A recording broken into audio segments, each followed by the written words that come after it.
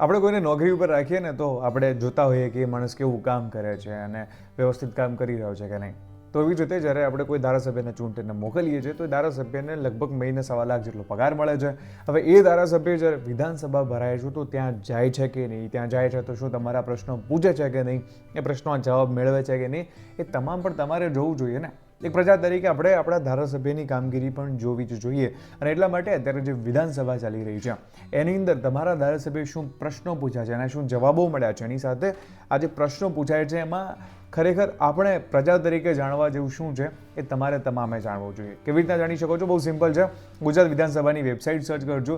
ગુજરાત વિધાનસભા ગૂગલમાં તમે લખશો એટલે વેબસાઇટ ખુલી જશે, gujarat.neva.gov.in.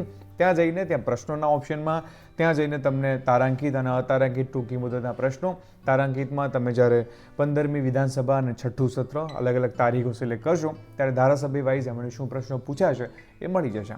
મોટાભાગના ભાજપના જે ધારાસભ્યો છે એમને તો લગભગ ઉપરથી ચબરકી આપી દીધી છે ને ખાલી જિલ્લાના નામો બદલાવ્યા છે, બાકી બધાએ સેમ ટુ સેમ પ્રશ્નો પૂછ્યા છે. એમણે કોઈ બહુ તસ્દી લીધી નથી થોડાક ધારાસભ્યોને બાદ કરતા. બાકી તમે એક પ્રજા તરીકે, જાગૃત પ્રજા તરીકે જોઈ લેજો કે તમારા ધારાસભ્ય શું પ્રશ્નો પૂછી રહ્યા છે.